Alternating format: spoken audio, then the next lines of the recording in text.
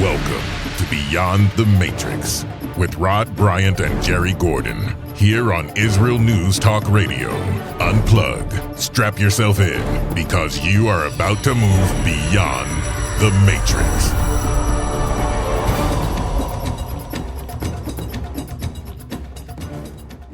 I'm Rod Bryant, along with Jerry Gordon and Dexter Van Zyl. We have a very, very interesting show for you today. We're going to be talking about something that I would think that, well, everybody in the state of Israel understand this term, and they know what they have been fighting against for many, many decades. And now we in the United States are looking at almost the same scenario. Now, Dexter, you made a statement the other day to us and sent some emails out that was a bit disturbing. And that is, you're claiming or seem to have some evidence that we're getting ready to see an American Intifada come to America, just like Israel has had for years. Yeah, that's right. And the first time that I really started to have concerns about this was during the summer of 2014, when they had about 7 anti-Israel rallies in the city of Boston. And it was the year after the Boston Marathon bombing. And one of the things that I saw was people chanting in Copley Square, which was just a couple hundred feet from where the bombing took place. They were calling for an intifada. They were saying intifada, intifada. And one of the things that really bothered me the most about it was that there was 2 leaders from the local school bus drivers union that were inciting and recording and leading these cheers. They were basically encouraging these people. These people were representatives of school bus drivers. They negotiated on behalf of these bus drivers with the city of Boston. And I was like, that doesn't seem right. Because when you really think about it, what an intifada is, you're talking about people who are essentially engaging in acts of violence against civilians. And some of these attacks were, in fact, perpetrated on buses. I just couldn't get it. And the thing that really kind of set me off this time was that we see an awful lot of violence associated with these protests. Now, one of the things that I should make clear up front is that police brutality against African Americans is a problem, and police brutality against anybody is a problem. And when cops kill people that they're supposed to arrest as peaceful as they can, that's a bad thing, and their reforms are necessary. And on May 30th, there was a webinar put on by the United Church of Christ that had Linda Sarsour on it. And there was a number of speakers who were on this conference. And Linda Sarsour, one of the things she said, and to use the word, she said she wasn't speaking literally, but she said, we're not talking about reform. We're talking about basically, let's burn it all down. And that was pretty much essentially the language that she used. And you can see it on a tweet that I've posted on Twitter, the exact quote. And the thing is that when you look closely at all of the things that were being said about this, during this webinar, essentially, it was very troublesome, because one of the speakers, Reverend Naomi Washington, said that it's a lie that America ever was a democracy, and this was never a land of the free and home of the brave. We never had equity in government, and when you have justices saying you have no rights that we're bound to, that seems to me that that the notion that America is a democracy is in itself a lie, and so we should stop calling it that. And then one of the other speakers, Julian DeCharzier, said we live in a capitalist democracy that is crushing us. And the thing is that the whole webinar was based on a sermon given by Otis Moss III, who is the pastor in Chicago who took over from Jeremiah Wright a few years ago. And, people have to watch the sermon for themselves, but it basically, omits huge swaths of American history that would provide them with no context. And basically his narrative is that America was founded in slavery. It was the 1619 narrative, which was first basically became enunciated in the New York Times. And it provided no context or no information about the role that, white Americans played in bringing slavery to an end. It was all essentially about African American suffering, which is genuine and which is real, and African American resistance against slavery, which is a legitimate thing. But it basically denuded American history of the abolitionist movement, of the Civil War, and of the 13th and 14th Amendment, and of the Civil Rights movement, and of the huge numbers. And one of the things that he mentioned was odd in passing was the Underground Railroad, which a lot of it, that railroad uh, was organized largely by white abolitionists. So I guess at a certain point, it was like I started to say, where have I seen this narrative before? Where have I seen a vibrant democracy delegitimized, its founding portrayed as an overall evil act with no redeeming qualities? And where have I seen a narrative told to basically make it so that any force used to protect this democracy, this vibrant but imperfect democracy, but whenever we've seen that, where have we seen that before? And that any violence or force used to defend that imperfect democracy is itself illegitimate because the state itself is illegitimate. And it was like, this is the same tactic, the same narrative, and the same agenda used to demonize Israel during the first and second intifadas. So, Dexter, let me ask you this, because it's really important that we get a foundation here. What is the agenda here, and who is planting this agenda, and for what reason are we seeing that in this country right now? What are they trying to prove? Well, first of all, the agenda is overall the strategy, I think, is to do the same thing to Israel, to the United States that they did to Israel, which was delegitimize the nation, demoralize the people who live in that country, disorient the young people who live in that country, and make them think that essentially that there's really no hope for the future and that reform is impossible. And essentially what they're hoping to do is essentially, I think, divide the country to the point where suppose there was a conflict on the international scene, the United States wouldn't be able to muster an army, so to speak, because the country is so badly divided. That's really what I think. That's what I think is going on. And the problem is that given the size and the number of what would I call it? The real divisions that exist in this country. I think it may be, in fact, an irony is that the United States may, in fact, be more vulnerable to an intifada than Israel, because Israel has a much higher degree of solidarity and unity amongst its citizens, because the threat is so obvious to them and so close. But the same tactics and the same narrative, and it's almost as if the Durban strategy has come to the United. It's not almost as if the Durban strategy has come to the United States. Jerry? Dexter, you wrote about a gal by the name of Mae Cannon. Yeah. A book called Beyond Activism. Yeah. It's promoting the work of a Palestinian lawfare organization called Al-Haq, who's also has a member as a PFLP terrorist organization. Draw some connection between her and an incident that happened in Brooklyn during this entire period. Well, all right. Just recently, there was two so-called. I'm reluctant to call them terrorists, even though that's what they are. They were handing out what would you call it? Molotov cocktails to people in the city, and essentially what they were hoping to do was essentially get people to use these, and it looks as if they were actually going to be launching these fire bombs against American police officers in New York City. And one of the things about Al-Haq is that one of these protesters was bailed out by a woman by the name of Salma Rizvi. And Salma was an intern or a fellow at Al-Haq in the West Bank.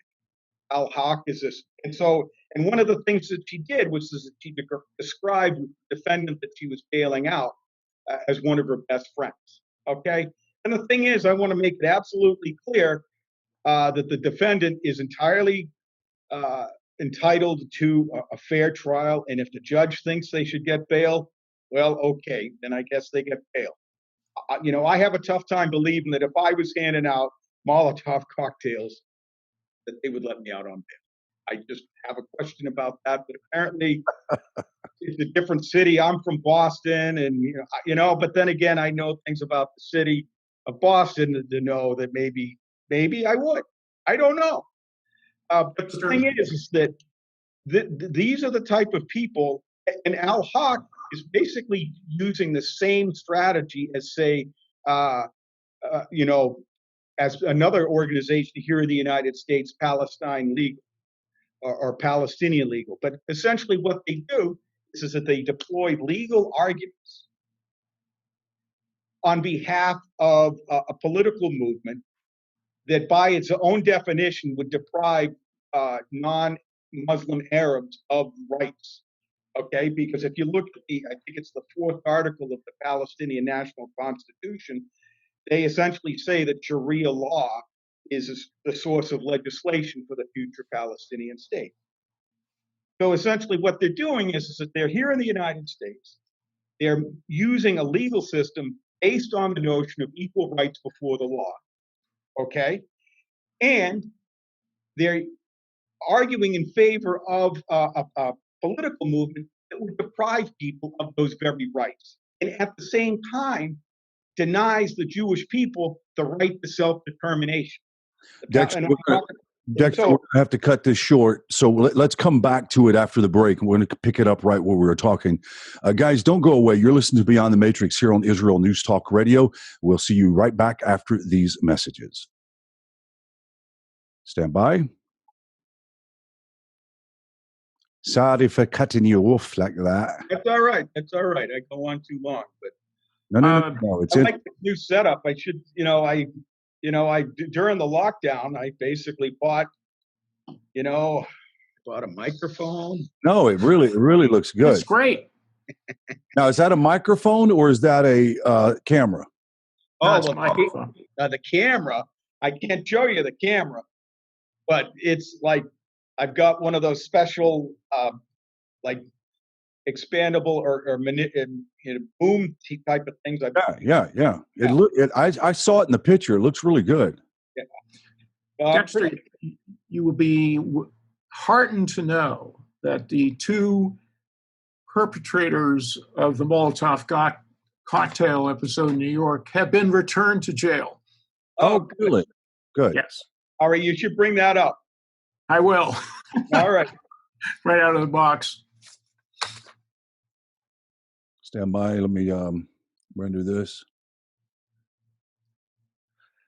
One of the things I want to pick up before we end the show is the idea that at the core, the vast majority of American citizens, as well I would say Israeli citizens, are sickened by this whole thing and are the vocal minority, or not vocal. It's the silent majority, and that at some point these people are going to wear out their welcome. I'm hoping.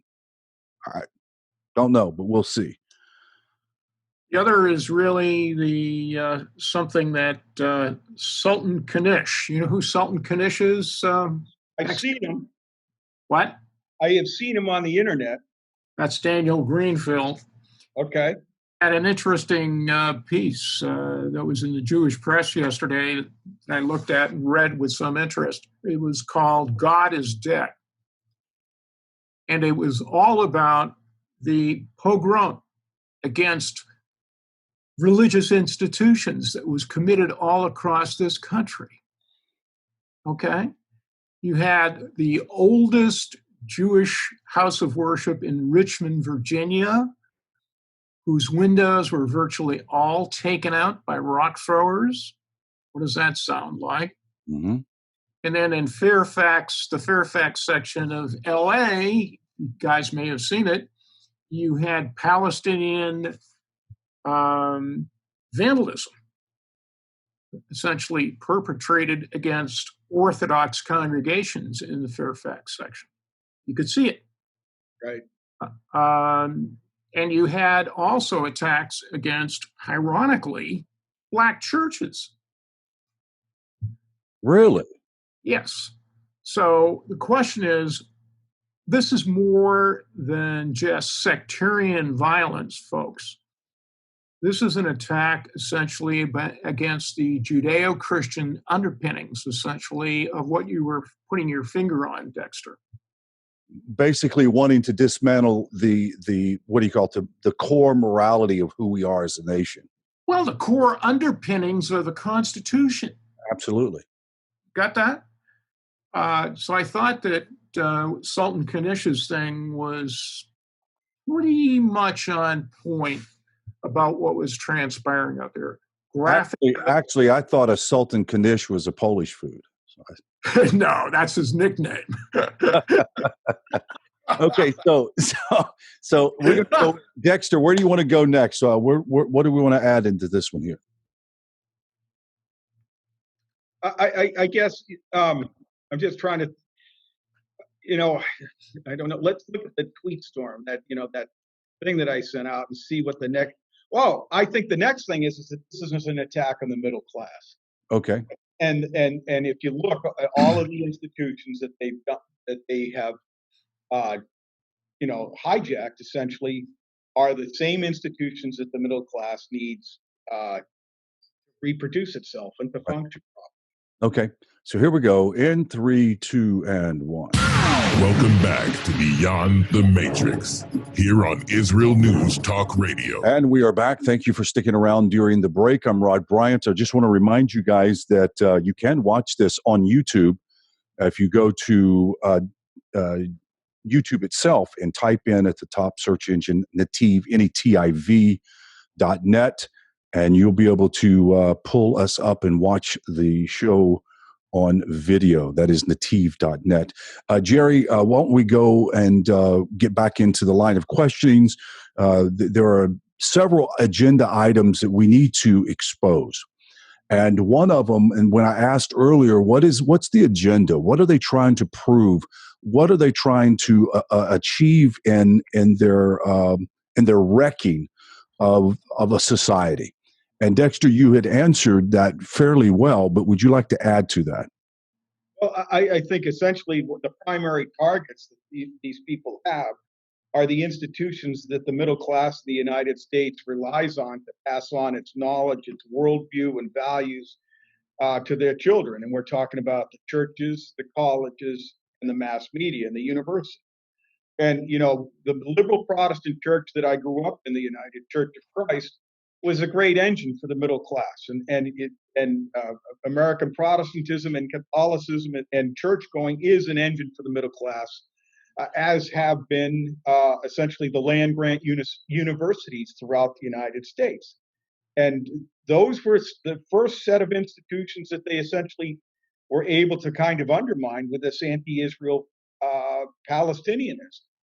And they came there with a narrative, and the 1619 narrative is essentially that narrative. And when you look at it, the universities have basically produced a whole generation of young people that are more worried about whether or not they're woke, so to speak, and whether or not they can work in the economy once they graduate. And I think that we see some of that has actually gone from the colleges and universities into the streets right now when you see Antifa. And I think, basically essentially assaulting people in the streets. And James O'Keefe has been able to document this. And I know he's kind of a controversial figure. I can't understand why, largely because he delivers the goods. He gets these people on the record. But the thing that is frightening about this is that, we've been writing about this. I wrote about this at the University of Massachusetts, Sut Jolly, the communications professor. There was another woman who was a communications professor at the University of Missouri a few years ago. There was terrible riots or sort of, a pre-Intifada uprising, so to speak, there. And essentially people stopped sending their kids to that school, and there were empty dormitories there, largely because they understood that if you wanted your kid to come out of college with a decent education, that was probably one place you should stay away from.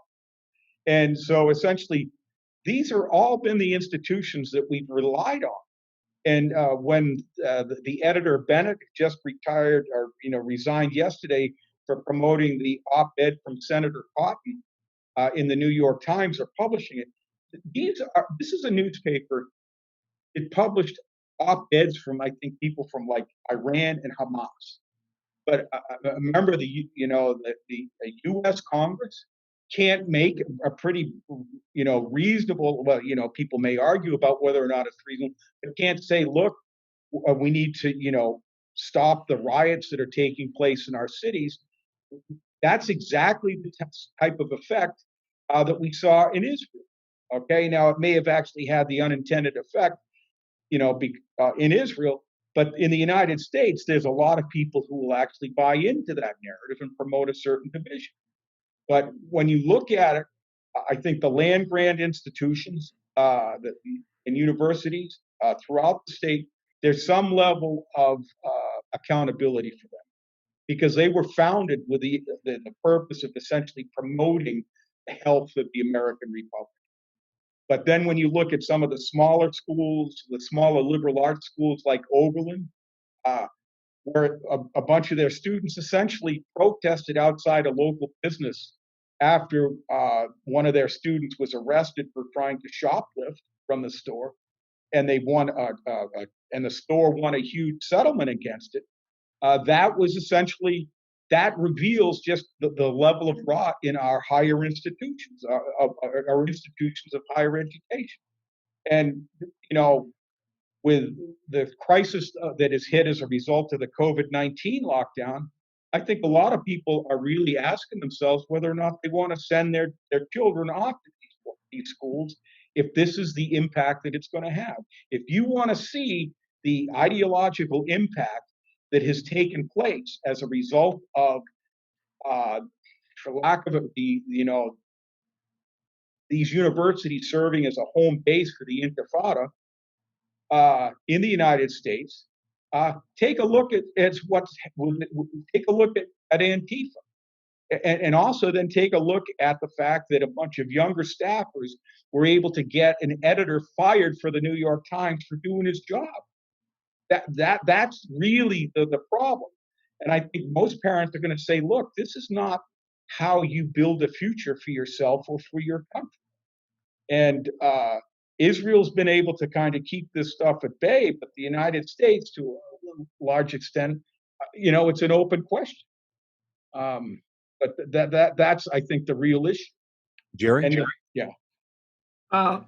Picking up on the other thread that you talked about, which is freedom of worship in this country, Daniel Greenfield, in a series of essays culminating in something I read in the Jewish press, talked about the resurrection of a term we have not heard since the 60s. It's called God is Dead.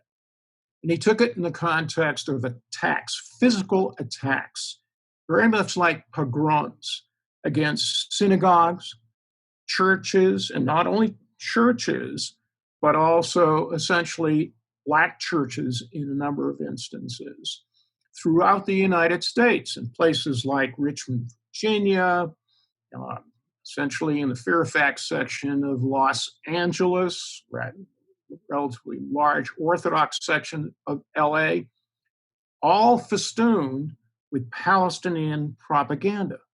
So it goes to the heart of not only the anti-American, but also anti-Israelism doctrine behind this stuff. What's your comment? Well, I think, first of all, one of the things that we have to state explicitly is that the Black Lives Matter organization itself has a plank that's opposed to Jewish self-determination. They're opposed to Israel. And I don't know the exact language of it, but they are hostile to Israel. And so it wouldn't surprise me. And this is, I guess, really the underlying thing is that when I first started doing the work that I've been doing since 2005, I initially thought that the defense was let's protect Israel from dishonest lies and defamation. And then I recognized that the attack on Israel wasn't just an attack on Israel, but it was also an attack on, it was a psychological warfare in the United States against American Jews. Because, if you could basically get them to want to somehow distance themselves from the Jewish state, that in fact would actually help kind of undermine the commitment to Judaism itself. Now, when I see what's going on, I say, this is more than that. And those two things are huge, but it's also essentially a threat to the very notion of a republic, a constitutional republic itself. We were founded on the notion of equal rights before the law. And there was 3 foundings here in the United States. First one took place in the 1700s with the Declaration of Independence and the signing of the Constitution, or the ratification of the Constitution. The second founding was the American Civil War, and essentially the end of chattel slavery. And yes, it was replaced by sharecropping. I get that. It was wrong. But then there was a third founding, which was the civil rights movement that took place in the 1960s. The thing is that when we've struggled with the whole premise of equal rights before the law, but one of the things that is amazing about this whole movement is they say we want equal rights before the law, even as they demonize Israel and American Jews in a manner that serves to deprive them of their ability to live in safety. And so on one hand, they're affirming or demanding rights for one group, while at the same time, they're making it more difficult for Jews, for another group, Jews, to exercise the very same rights that they claim for themselves. And that is an outrage. Go ahead. Yeah. Go ahead. Finish your statement. And the thing is that we need to understand that.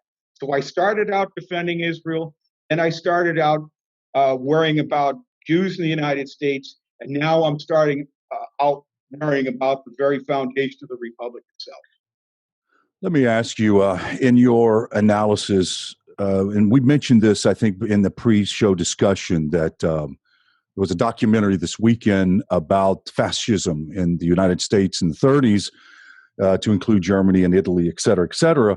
I'm wondering if we're just not seeing this same revival take place again in the world, except it's not in specific nations.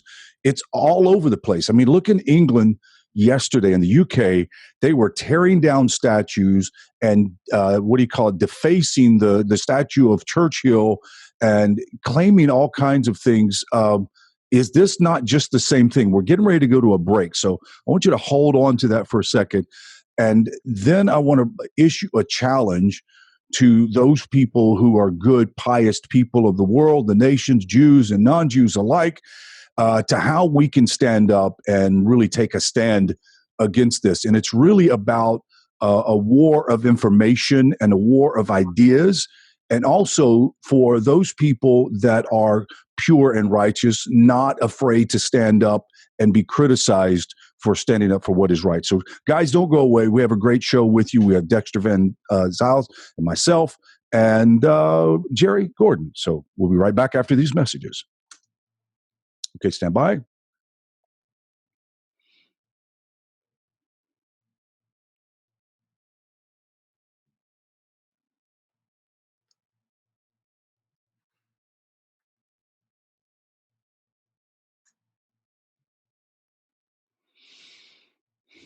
Very good discussion, guys.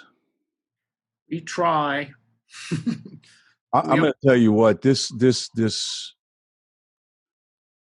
I don't know, man. I'm still perplexed as to why people would even buy into this garbage, except that it's mostly young people. They don't have a path. They don't have a what? They don't have a path forward. I agree. And we, that's part of it. And they also don't have moral underpinnings like we do.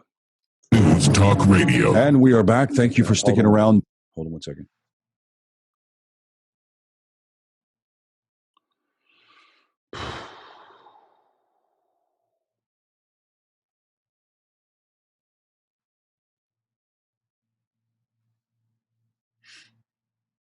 Well, the one thing you guys have forgotten is that if you take a look at the millennials, they have no religious attachment. Right. So the question is, what does that mean? That means there's a kind of immorality that courses through the nature of their dialogue with anything. Right. And if you don't have a foundation of that kind of morality, what do you anchor to except for your own emotional ideas? You know, it's not lost on me that the city council in Minneapolis last night chose to basically defund their police department, opting out for something that chilled me, called almost a committee of public safety. What does that remind you of, Dexter? Is that the French Revolution? Exactly right. Yes. It's the mob. The mob rules. Heads will roll. Well, if there's a redeeming factor, is that the reality of that type of environment is going to settle in pretty quickly for those people who have put up with that kind of a government over these years. And I'm hoping it backfires on them. That's all I'm hoping. Well, I guess the other interesting statistic in all of this stuff is that, look, the Minneapolis Police Department was headed by an African American who tried to implement some reforms. And there was a statistic yesterday that said something to the point that the proportion of African American police officers is overrepresented in terms of the national proportions. Something like 21 to 25% across the board in a whole bunch of police departments, as against, 17, 18%, I guess, nationally, looking at the pop stats in that regard. So you can't say that they have not been involved. Right.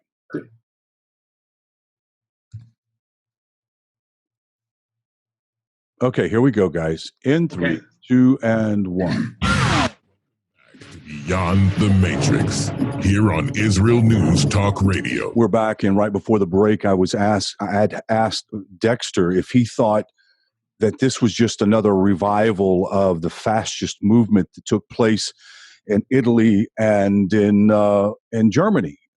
Dexter, won't you take it off and let's talk about that for a minute before we provide some message of hope and maybe activation, active things that we can do to help counter this? Well, one of the things that I have said previously is essentially after World War II, anti-Semitism was it was a discredited ideology, and there was no way that anybody was going to embrace it.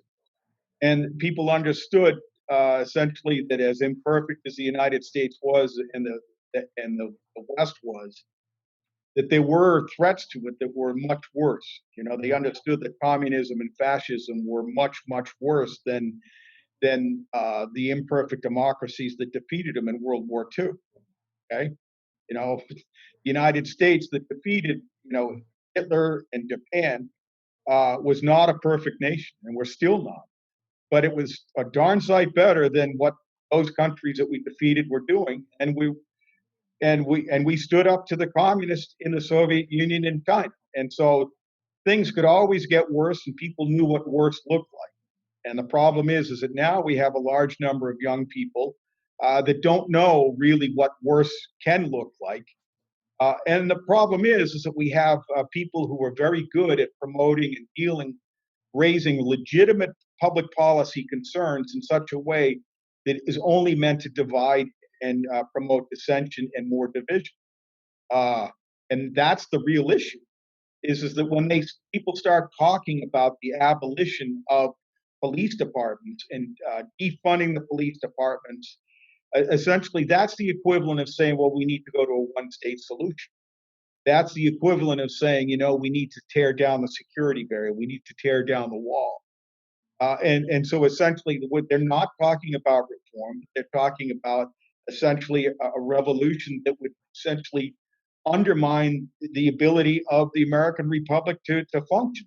Just the same way that they have struggled to make it impossible for the Jewish state to function.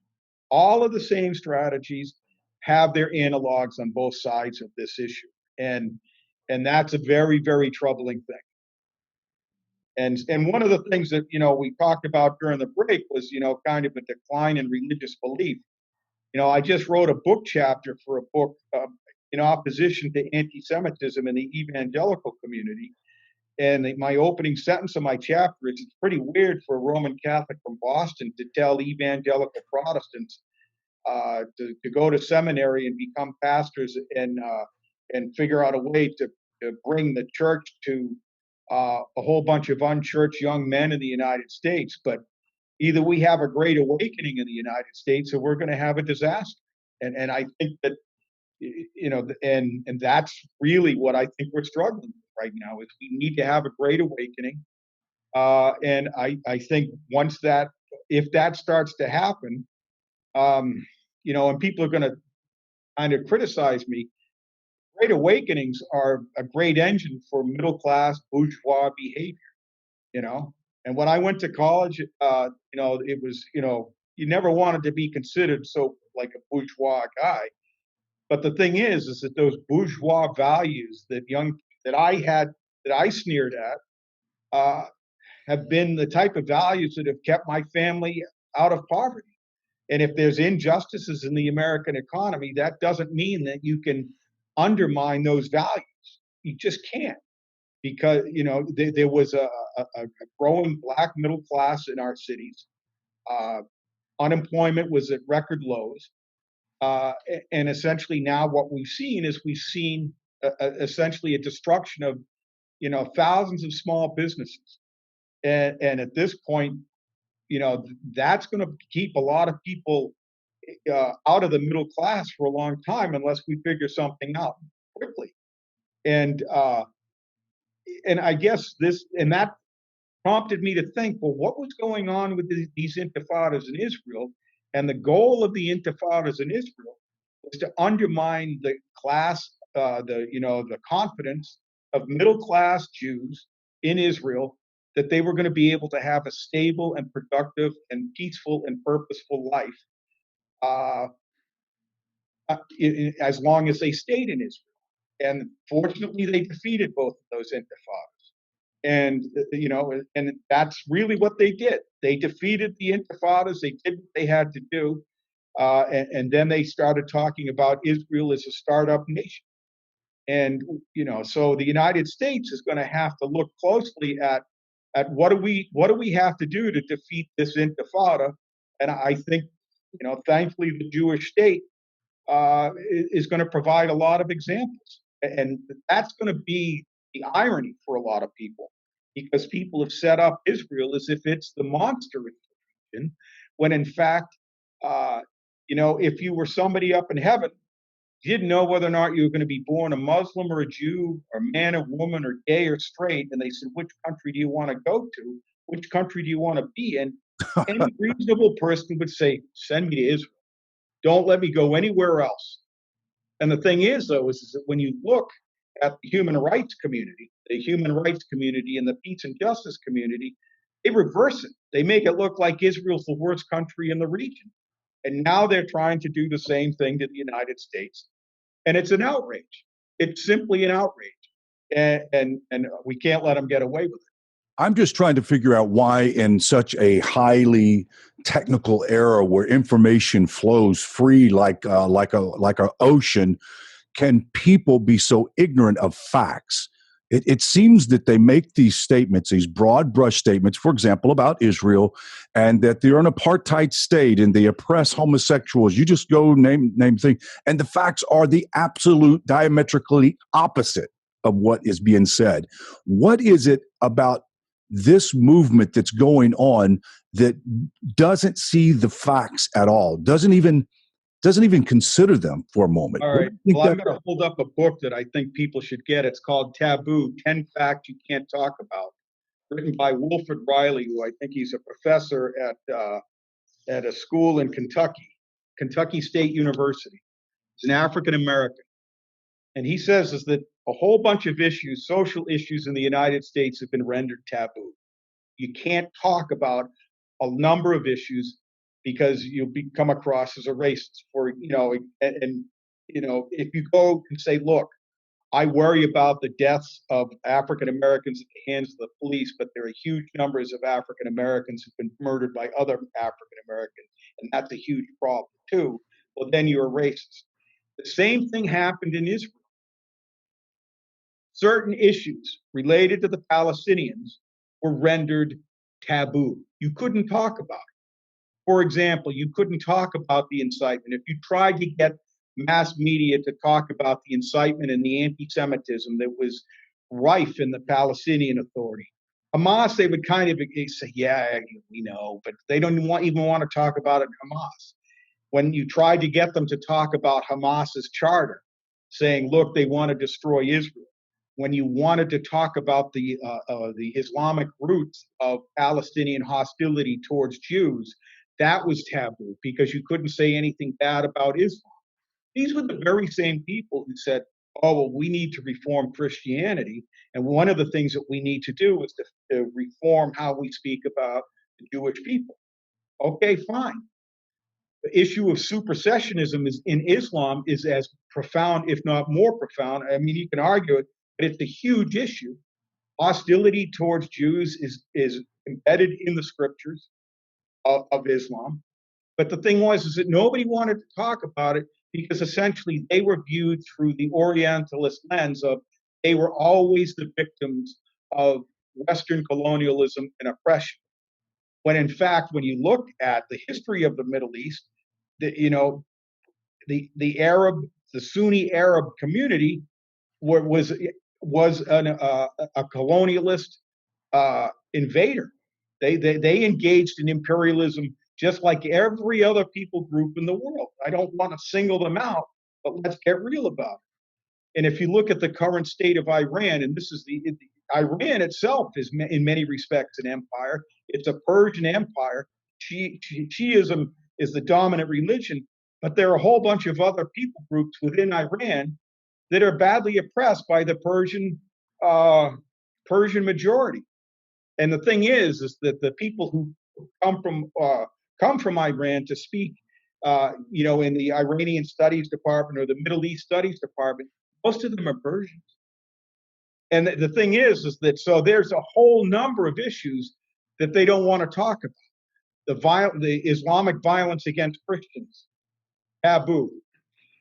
I've been to the West Bank. I've gone to a number of Palestinian Christian Christ at the Checkpoint events, okay? And they will talk to me privately and say, yeah, the Palestinian Authority is terrible. It's very corrupt, okay? But then when it comes time to talk about, to speak in public in front of the camera like we are now, it's all about Israel. And I think there's a certain amount of displacement taking place. And what displacement is that you take the resentment and anger and fear and hostility about one problem that you can't talk about. Right. And you project it onto one that you can. Now, Dexter, we only have about a minute, and I'd like you to wrap it up by giving a charge to individuals. But the one thing that I would like to say is you can't. Ignorance is not in a vacuum. Ignorance comes when you don't pay attention to truth. What would you say? You only have about 30 seconds now. Go ahead. Well, I think the first thing is that I'm going to I don't want to squander it, but get this book and read it, and then also basically just read everything you can about the history of the Arab-Israeli conflict, right? And essentially learn the truth. And I think that Einat Wolf's book about the right of return, and it was co-authored with somebody else, that provides a tremendous amount of information. Right. And that book, the underlying is don't be afraid. That's it. And the name of the book. The name of the book again. Taboo. Taboo. 10 Facts You Can't Talk About by Wilfred Briley. Excellent. Very, very good, Dexter. Appreciate it. You're a tremendous influencer in our society. And we want to encourage those who listen to the program to get active by studying, by reading, become informed, and also be active and vocal in bringing sanity back to the world. Until next week, we say shalom to you guys. Shalom, shalom. Thanks so much. Okay, that wraps it up for guys that are watching on YouTube. Thank you so much for watching us on on YouTube. Make sure that you subscribe. Right there is a subscribe button, and give us some comments. We really appreciate the comments that you have, and they're very valuable. Until next week, we'll see you guys later on. Take care. Dexter, thanks. Well, Dan is the director of the program to counter political warfare at the Jerusalem Center for Public Affairs. Prior to that, he was the Secretary General of the World Jewish Congress.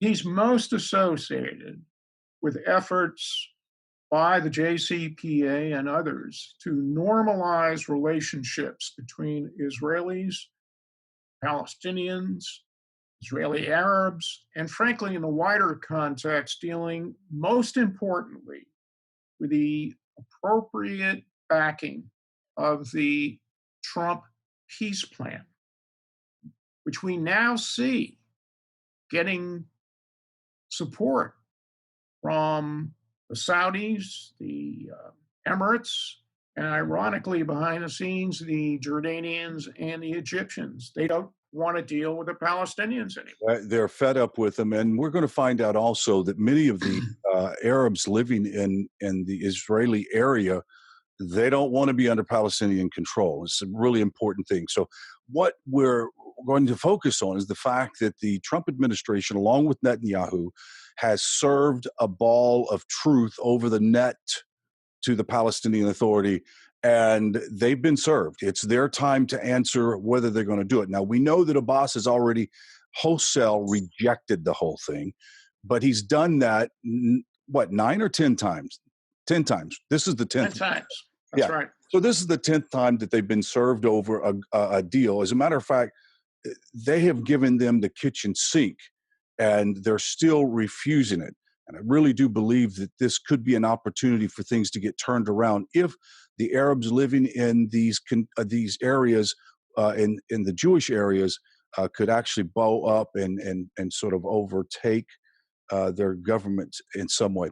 So don't go away. You listen to Beyond the Matrix here on Israel News Talk Radio. We'll be back in just a couple of minutes. Okay, excellent. And guys, you watch on YouTube, thank you very much for watching, and we're getting ready to start the first segment. Okay, getting ready for the second segment after the introduction in 3, 2, 1. Welcome back to Beyond the Matrix, here on Israel News Talk Radio. We are back. Thank you for joining us. I'm Rod Bryant along with Jerry Gordon. Of course, Dan Diker's been with us several times in the past, and today we want to really nail down the controversy. I don't know if it was a controversy, Dan, but misconceptions about the peace deal, and that it is not about annexation. Let's go right off of the bat and explain to the listener, who are going to be listening to us from all over the world, why is it being presented in the media as only about annexation, and they've completely ignored all the other things that are about the peace plan? Well, Rod, I think that you said it very right in your introduction. This is not about annexation. That's a fake term.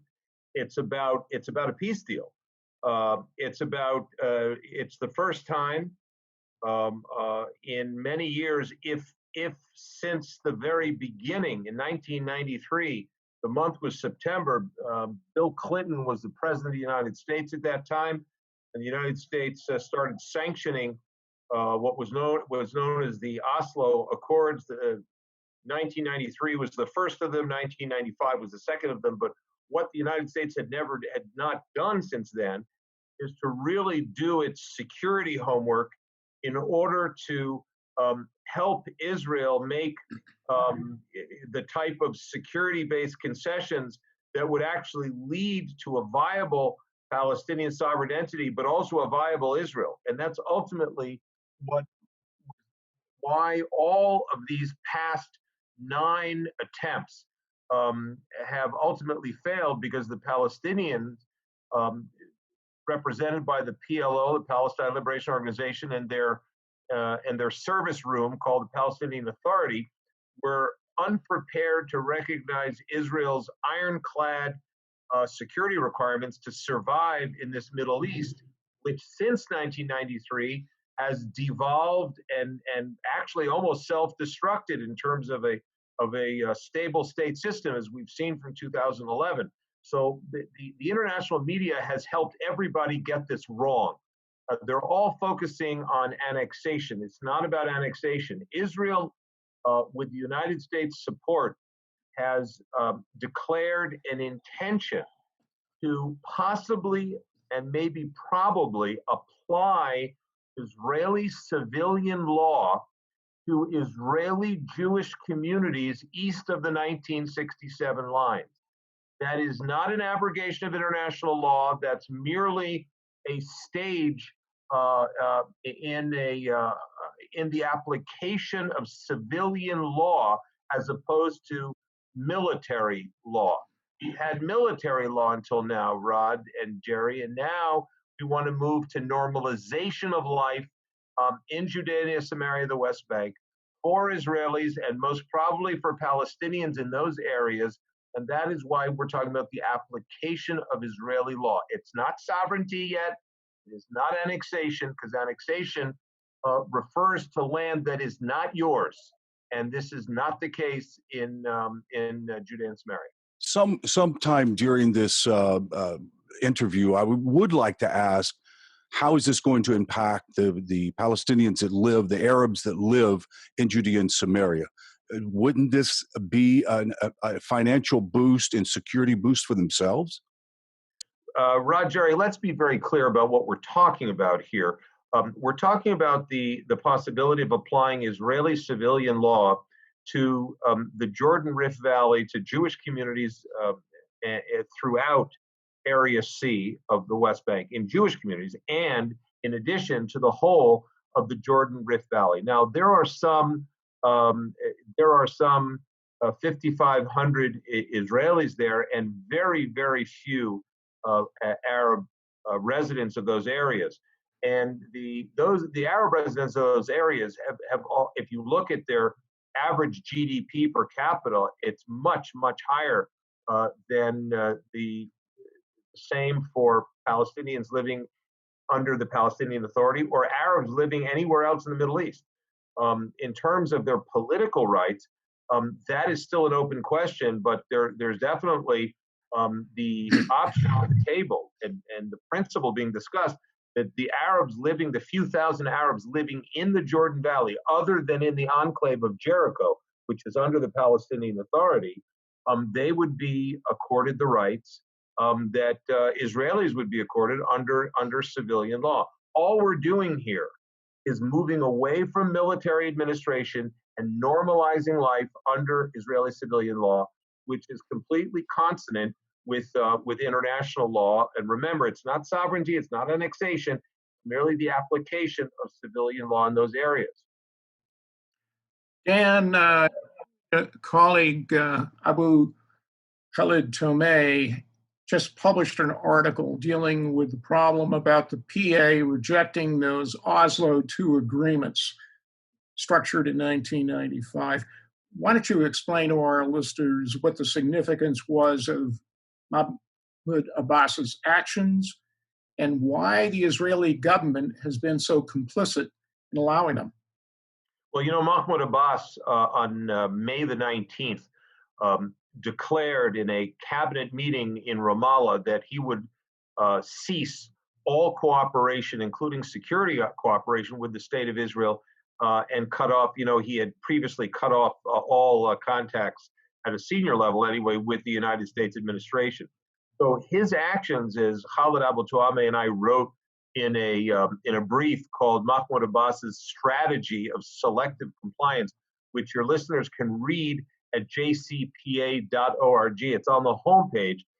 Will give you a very bottom line assessment of the violation that Mahmoud Abbas continues to undertake, even while he's accusing Israel of violations. It's not the case. The case is that his unilateral cessation of security cooperation with Israel is a fundamental and material breach of his obligations under Oslo. Now, those material breaches, as you pointed out in the introduction, Jerry, started 27 years ago, just after Mr. Arafat, at that time chairman of the PLO, had signed with Israel.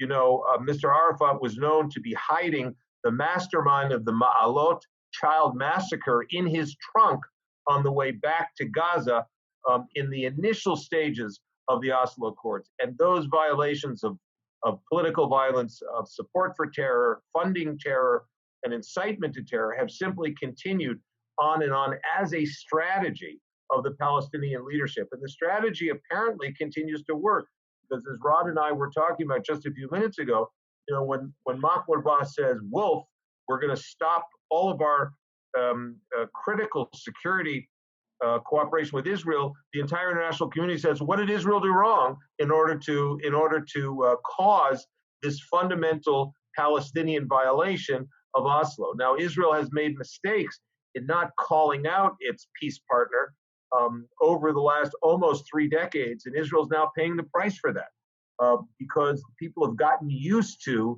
siding with the Palestinian Authority, even though their very declaration on May 19th for the international community to recognize the state of Palestine as a full member state of the General Assembly of the United Nations is by itself a fundamental breach of the Oslo Accord. That is really interesting. Go ahead, Jerry.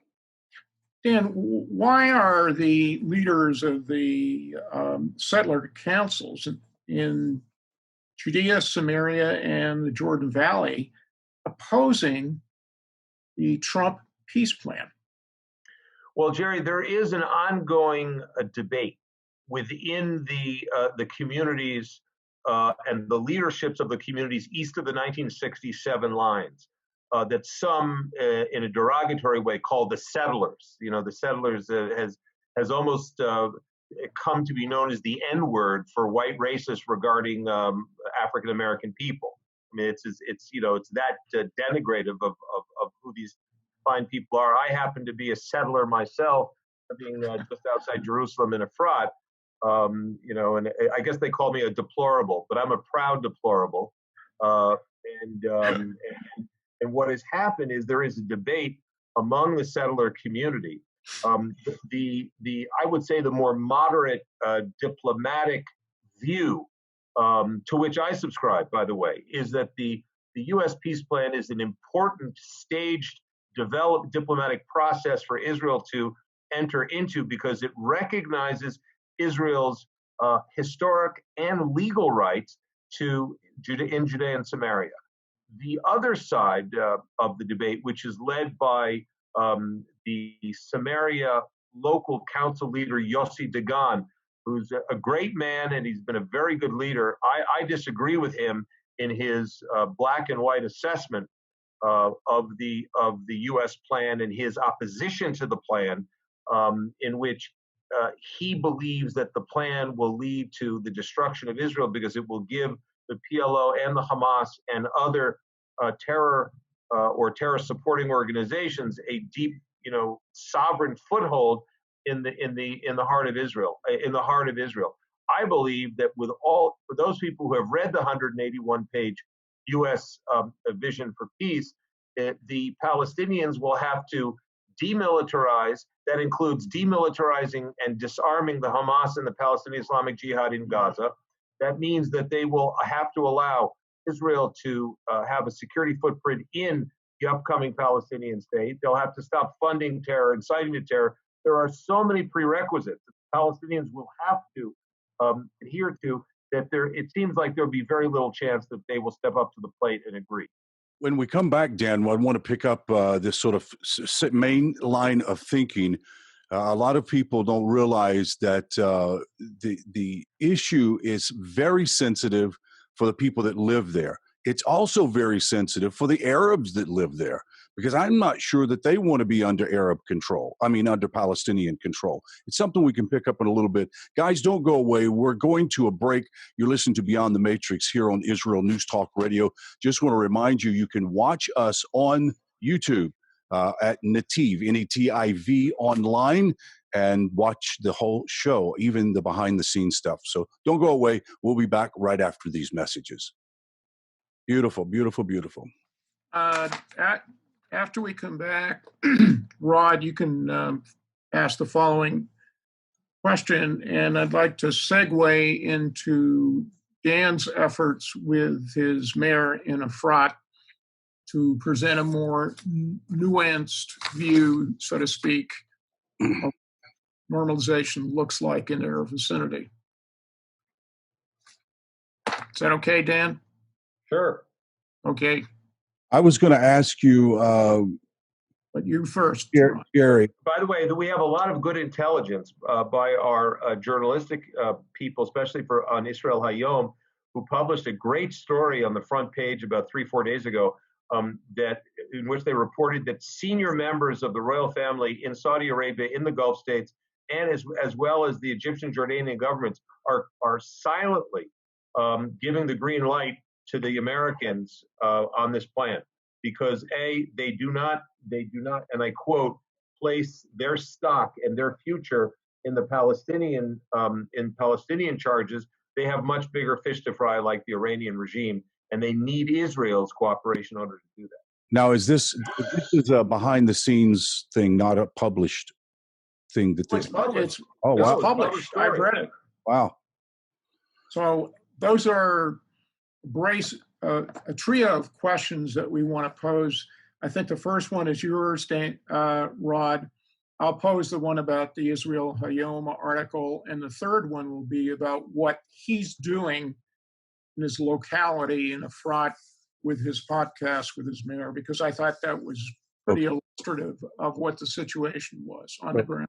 Let me just double check. Where am I going to take off when we come back? I'm going to ask that first question. Let's see, what was that? Was it the one that I went into the break with? Yes. Okay. So, Dan, do you want me to get you a virtual PhD from Columbia Fact? Yeah, well, virtual. I'm working on a real one right now, but it's going to take me some time. Whereabouts? At the University of Wales in Cardiff.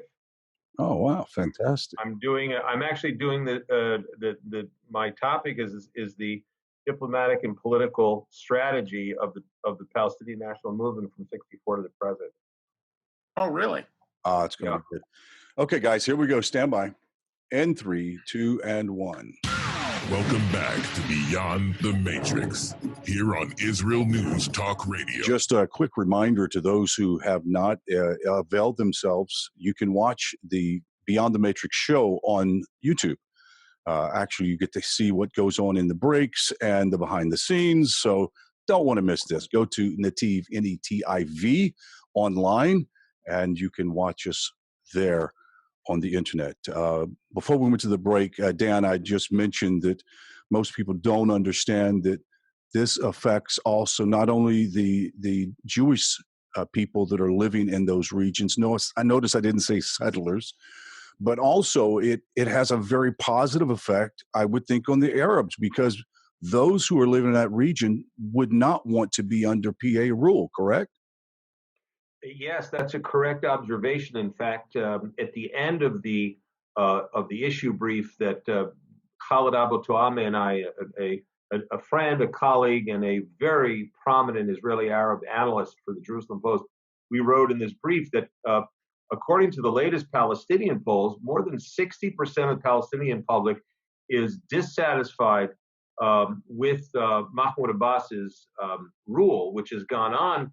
You should know. I mean, everyone's talking about the democracy in the Palestinian state.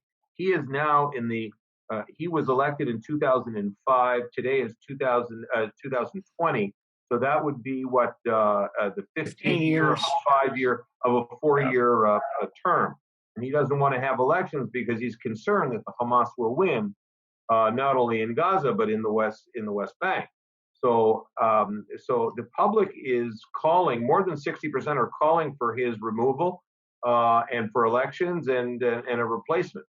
So there is a lot of displeasure among the Palestinian public because economically they're not doing well. They're not doing well in terms of corruption. They see the Palestinian Authority as really the root of this poisonous corruption. that affects them at the end of the day. There's no trickle down effect, and at the same time, as we've discussed on this program on Beyond the Matrix, there are some 30 to 35,000 Palestinian wage earners, men and women, who are earning 3.5 times in Area C industrial commercial zones that are owned by Israeli Jews and Israeli Arabs than these Palestinians can earn in the Palestinian Authority controlled areas. So they see the benefit of personal security in areas that are controlled and protected by the Israeli army and the Israeli civilian structure, and they also see the economic future. So this is something that really annoys the Palestinian leadership, because they've been failing at this egregiously since 1996, and that's why Mahmoud Abbas keeps assaulting Israel, because he wants to distract from this domestic lack of this domestic concern and discontent towards Palestinian Authority rule. And there was an extraordinary report just a few days ago in Israel Hayom, indicating that behind the scenes, the royal families in both Saudi Arabia and in Jordan really back the so-called Trump peace plan. Why is that? You know, Jerry, it's a very important question you asked, and one the question you asked is really a question about regional context. And when we have these discussions about Israel and the Palestinians, we very frequently, if not always, avoid or miss the regional context. The regional context here is that the Palestinian Authority has never been as isolated in between itself and its Arab brothers and sisters in the Arab League as it is today. And in fact, Israel Hayom, one of Israel's leading newspapers, the Arab Affairs Reporter, reported that senior members of the Saudi royal family, which he didn't name for obvious reasons, as well as in the Gulf states, speaking about the Arab Emirates, as well as the government in Jordan and Egypt, are giving a sort of quiet green light to Israel in order to carry out this intermediate step of applying Israeli law. And the answer that was given as to why they're giving a quiet green light is called the Islamic Republic of Iran, and the Iranian regime's move for regional terror supremacy across the Middle East, which, as you folks know, they've basically completely occupied Syria, they've occupied Lebanon, they're in Somalia, they're in Sudan, they're all over, they're in Gaza, they're all over the Middle East, and they're, frankly threatening the Saudis, their neighbors, and basically the Arab leadership is saying, we are not prepared to sacrifice our vital strategic national interests in the Arab world for the Palestinians anymore. They've blown opportunities in the past, and now we have much bigger fish to fry than the Palestinian issue. So for that reason, the Arab establishment in the Middle East, what's left of it anyway, after the Iranian regime has tried to destroy it, destroy the Arab state system, is much more with Israel than even Western Europe is, I would argue. So Dan, you are doing something in your home community in Judea, in Efrat, which is a rather interesting community to me personally, because I happen to know you're founder and rabbi.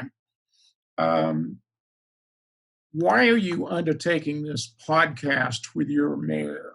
What is the background and what is the objective?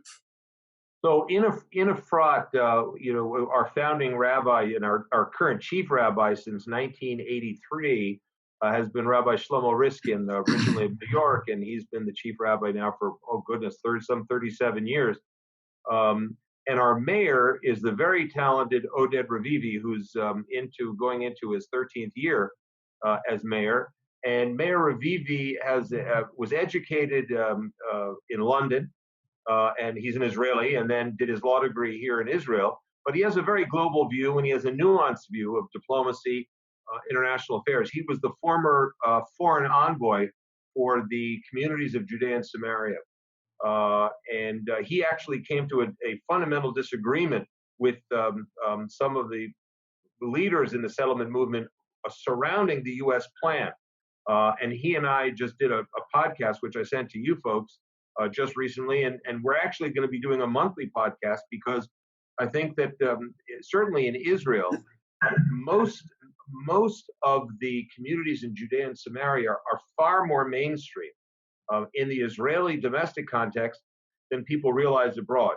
And our view is that we want to mainstream the discussion from the point of view of sitting here in Efrat, which frankly, from an overall macro point of view in the Israeli context, is no different than the conversations that go on in most Israeli cities between politicians or thought leaders or business leaders regarding the Israeli national consensus, our security consensus, our economic consensus, our health consensus.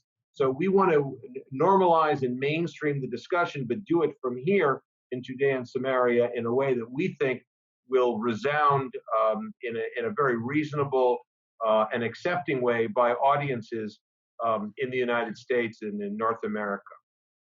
I would be interested in possibly doing whatever we can, Jerry and I, on Beyond the Matrix, to help promote what you guys are doing, and also to sort of get into the conversation where we can inform the listener.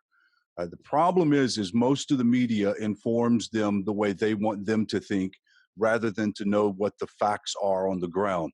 And what you've said today has helped to really capsulate that so very eloquently.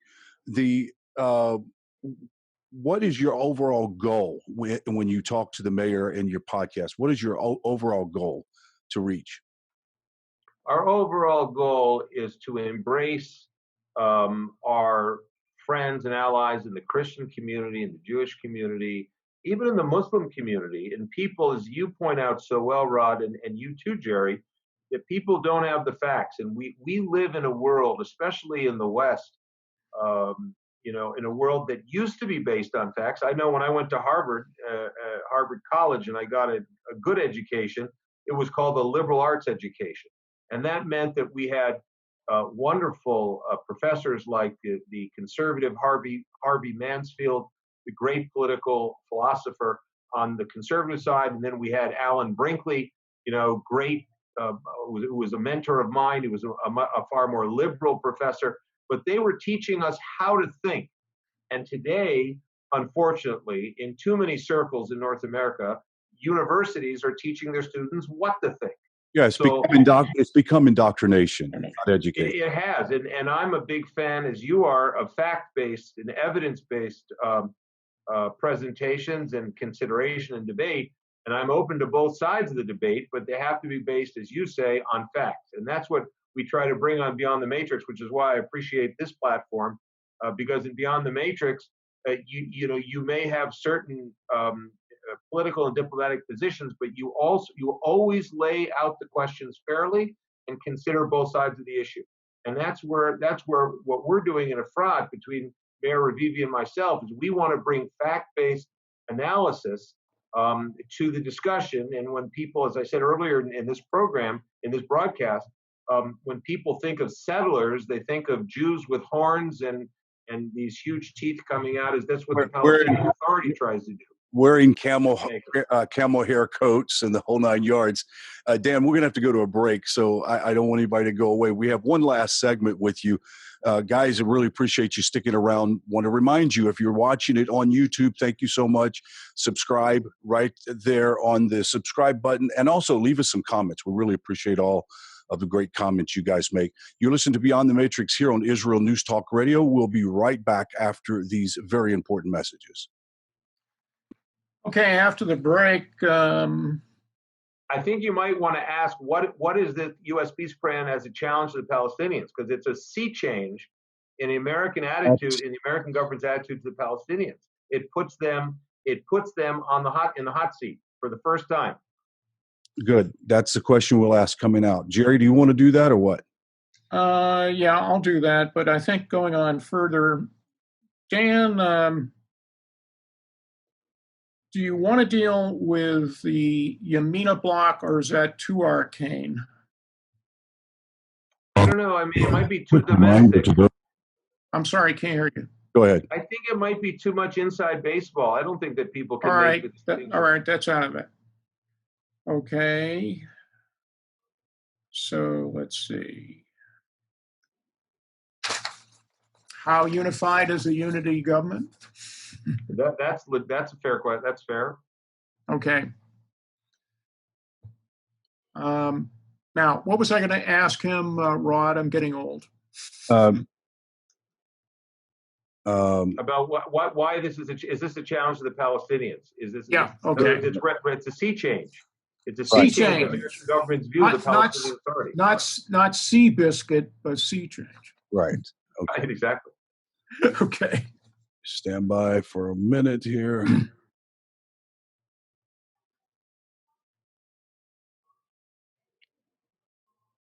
It's rendering.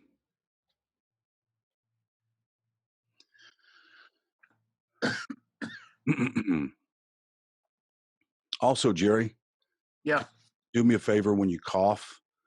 Before you cough, try to mute, because what happens when it breaks the, what do you call it? The compressor, it's like boom, it's like really loud. At first I didn't know what it was.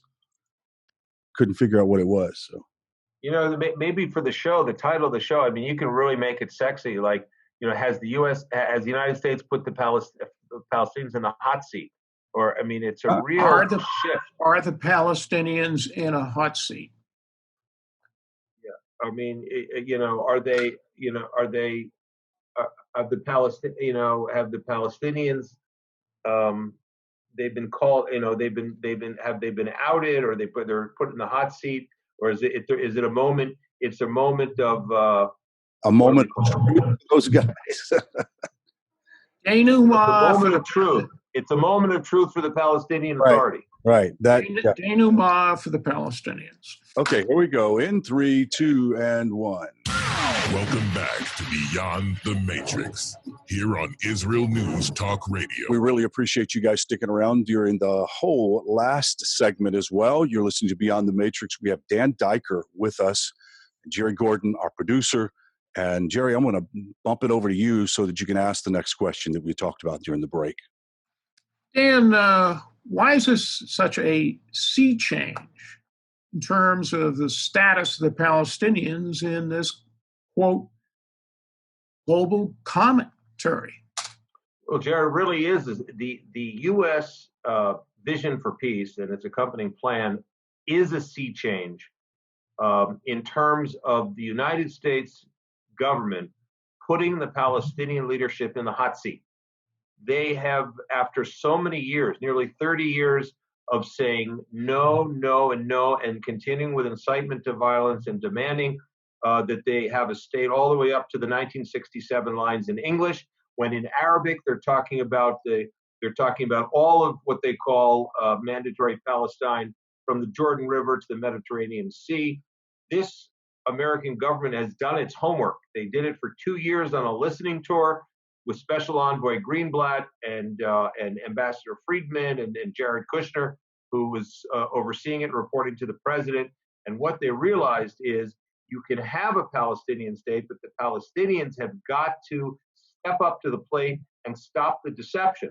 And the deception is that they made people believe that they would come to an end of conflict, when in fact they've said no to 9 offers in a row since 1936, and then clearly since 2000, they almost got 100% of what they wanted, and they still said no. They didn't end the conflict, and they continued the incitement to violence. They continued paying terrorists and their families, incentivizing them to kill Jews. And this government has said that all of that is a precondition; it has to stop. And that as well as by recognizing Israeli rights, Jewish rights in the land of Israel, it has really put at the same time offering the Palestinians a very robust state with a $50 billion development budget support plan attached to it, which the Palestinians, in my assessment, will never receive again outside this framework. It really puts them, places them in a moment of truth. And the question is, if they're really serious about having their own sovereign entity, that really will look like something between Hong Kong, on the Mediterranean, with Gaza, and as well as having an incredible Macau type of, upper middle class population, sovereign in a sovereign entity in the West Bank. Now is their time to step up to the plate. This administration has realized that it is money time for the Palestinian leadership. Don't you believe that the reason why the Palestinian leadership is not moving forward and will not move forward is it benefits them more to not do it, them personally, those who are in power, because that's their money tree at this point. Wouldn't you think so? Yeah, well, that's what Palestinian commentators say. What you say, Rod, when on a day when they feel brave, many Palestinian reporters, as we speak today, have been arrested, interrogated, and worse, because of their criticism of the Palestinian Authority, exactly on this issue of personal corrupt practices. If you look at the bank accounts of Mahmoud Abbas, his sons, Saab Arikat, now Mohammed Dahlan, these people are multi-millionaires and multi-hundred millionaires, on the backs of Palestinian taxpayers as well as international funders in the West, in Europe, in the United States. So the Palestinian leadership has done a really great job of playing the American public, playing them as, for fools, frankly, to be very honest with you. While the Palestinian leadership plays weak, they engage in rhetorical violence, they finance real political violence, and they say no to every offer that they've been given. This administration has done its homework, and they say no more of this game playing. And that's why this is really, as I said before, a moment of truth for the Palestinians. If they don't come up to the plate and start playing ball as mature pre-state leaders, they're going to go down into the dustbin of history as having failed their people. I want to shift a little bit. Jerry, you have a line of questionings about the government, the new Netanyahu government. Can you go ahead?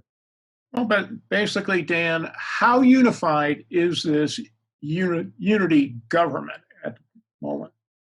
Well, Jerry, after, goodness gracious, almost a year and a half of without having a government, we had an interim government under Prime Minister Netanyahu since the government fell in November of 18. So we have this what's called national emergency government with rotating prime ministers, the first time in Israeli history that there are alternate prime ministers with the same status, essentially, between Netanyahu and Mr. Gantz, General Gantz, who broke away from his blue and white coalition to lead his faction into the government. Funny enough, it's a very broad government because you have two members of the Labor Party, two leading members of the Labor Party, and you have the blue and white, the resilience faction of the larger blue and white coalition. You have the Likud and the religious party. So it is a broad government. I think many people in Israel regret the fact that the Yamina party, which is the hawkish right of the Likud party, is in the opposition because they couldn't negotiate an agreement that they could live with. And then also Yvette Lieberman's party, Israel Our Home, is also in the opposition. And they were really if you want to call it Mr. No, they could have helped form a government the last two times that they refused because they had specific demands that were not met. But this is a broad government. It seems that there's a lot of interest in having this government serve out its time. It should last at least 3 years. That's the current rotation agreement. A year and a half for Mr. Netanyahu, a year and a half for General Gantz. I would submit to you, it may be increased to 2 years for Mr. Netanyahu and 2 years for Mr. Gantz as we move forward. It may well be that the Yamina party enters the coalition.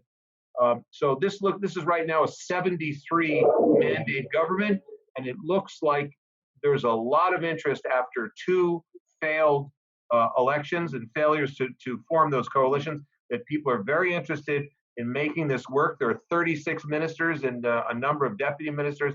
People want stability now in Israel, especially with the COVID-19 not resolved. And Israel has very serious security problems generated by the Islamic Republic of Iran on all borders. So people want stability. They want economic stability. They want security. And they want health security. Those three issues and requirements are enough to make sure that this government lasts a good long time. Dan, we had a recent visit by Secretary of State Pompeo. He had a couple of things on his agenda. What were they? And also, what is the story about pullback by Israel on China activities and investments there? Well, Secretary Pompeo made a lightning 6 or 7 hour trip to Israel a couple of weeks ago, and there was a lot of speculation as to what the purpose of, what was it that was such a burning issue that required the Secretary of State to take a sort of a riskier trip in the context of COVID-19 and to zip into Israel for less than half a day. What was the burning issue that couldn't have been solved on Zoom or on the telephone? And there were some that said, "Oh, he was definitely going to talk about the peace plan." And then we said, "No, he could do that on the phone. There's no reason for him to come to Israel." The real reason, I think, came to light with Israel's recent decision in order to award a contract for a major desalinization project in central Israel to an Israeli company, as opposed to what was formerly a leading Chinese company that was the lead candidate for such a contract. They did not. That reversal, I think, reflects the reason that Secretary Pompeo came to Israel. As we know, the Secretary and the President of the United States, Mr. Trump, have really targeted China on this COVID-19 for withholding vital information that could have saved many lives, and for other malign commercial and industrial types of, let's call it warfare, if you will.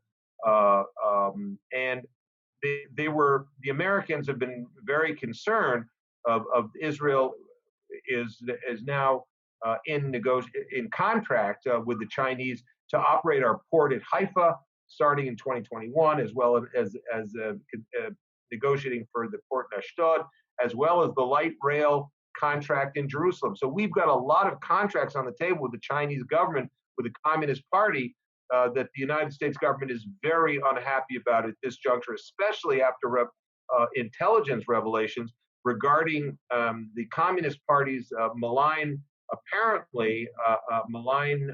behavior regarding information and other issues regarding COVID-19. So we believe that was the reason that Secretary Pompeo came to Israel. Their message, back off on China.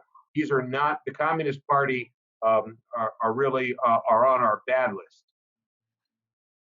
We only have about 30 seconds or so. Is there anything else that you would like to add to that before we go? Or how can people get a hold of you, et cetera? Well, everybody's welcome to join our constantly refreshed analyses on the JCPA website. That's jcpa.org. I'd invite everyone to follow me at dandiker84, which is my Twitter handle, in which we discuss these things on a daily basis. And I would hope that everyone would retweet Beyond the Matrix, a great program. Great to be here. And look, we've got a lot of challenges in the Middle East, and we at the Jerusalem Center try to keep our fingers on the pulse and offer you the best analysis, fact-based, that your listeners and readers and audience can appreciate. I really appreciate you saying that. And guys, don't forget, if you're on YouTube right now, make sure you subscribe. And for those who are listening on Beyond the Matrix, thank you very much. Make sure that if you want to email us, it's either Rod or Jerry at IsraelNewsTalkRadio.com. Rod or Jerry, not Rod or Jerry, two different emails. Send us an email and let us know what you think or ideas, etc. So until next time, we'll say shalom, shalom to you guys later. Shalom from Jerusalem. Okay, good. Excellent. Dan, can I ask you a question? Sure. Whose picture is over your right-hand shoulder? It looks familiar. Oh, this one? Yeah. My right-hand shoulder. Well, there are a few of them. There's one of me about 30 years ago. Are you? And is This that one you mean? You mean this one? That's my father-in-law. That one on the motorcycle? No. Move here. It's for us. It's to the lower left of the clock at 7 p.m. Oh, that's me. That is you. That's me 30 years ago. Are you in uniform? No, that was a headshot. In my old life, I used to do some acting. Oh, okay. You know who it looks like, don't you? Who, James Dean? No, the late Yoni Netanyahu. Oh, does it? Yeah. No, that's not Yoni. Right. I mean, not that you would be opposed to putting Yanni in the bedroom, but yes, a little odd. No, it's my son's room. I'm actually in my son's room. My son is right now in the tryouts for Sayeret Matkal. Oh, which was Yoni's unit. That's correct. And Bibi's unit. That'll make you proud, there, won't it? So we'll see. I hope he makes it. It's a week long tryout, and he's in at the end of his second day.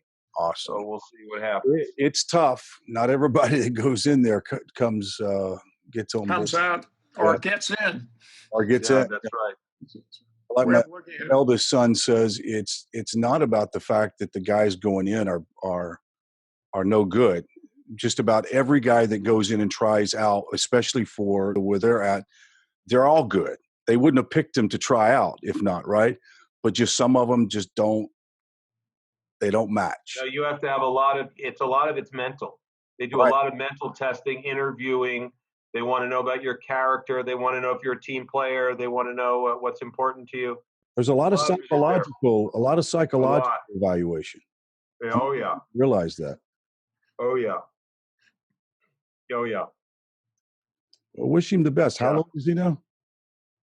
What's that? How old is your son? He's 19. Ah, awesome. Young buck, full of energy, lots of strength. So. Too young to know what danger is. I know he knows. I mean, he knows, but he's probably watching too many segments on Fauda. Yeah. We've all been watching it. Yeah, that's right. Yeah. I think, by the way, just in terms of titling this program, I think it might, I don't know what you guys think, but it might be, the U.S. peace plan and the Palestinian and the moment of truth for the Palestinian and the moment of truth, maybe for the Palestinian-Israeli diplomacy, or for the Palestinians and Israelis. Yeah, we'll come up with something like it's a moment of truth for the Palestinian, for the PA or the Palestinian. It's a moment of truth for the Palestinian Authority. Yeah, for the Palestinian Authority or for the Palestinians, much more than it is for Israel. Absolutely, because they're the ones really on the. It's a moment of truth for them, and it's also a moment of truth for us because they're recognizing our rights. Well, the ball has been served. That's right. And it's a good ball. Right. Could have hit it. That's right. The ball's in the Palestinian court. Yeah. Let's say goodbye to the guys on YouTube. Really appreciate you guys watching us on YouTube. Make sure you subscribe and share it with someone. Really appreciate it. All the comments that you bring us. And until next week, we'll chat with you guys later. Take care.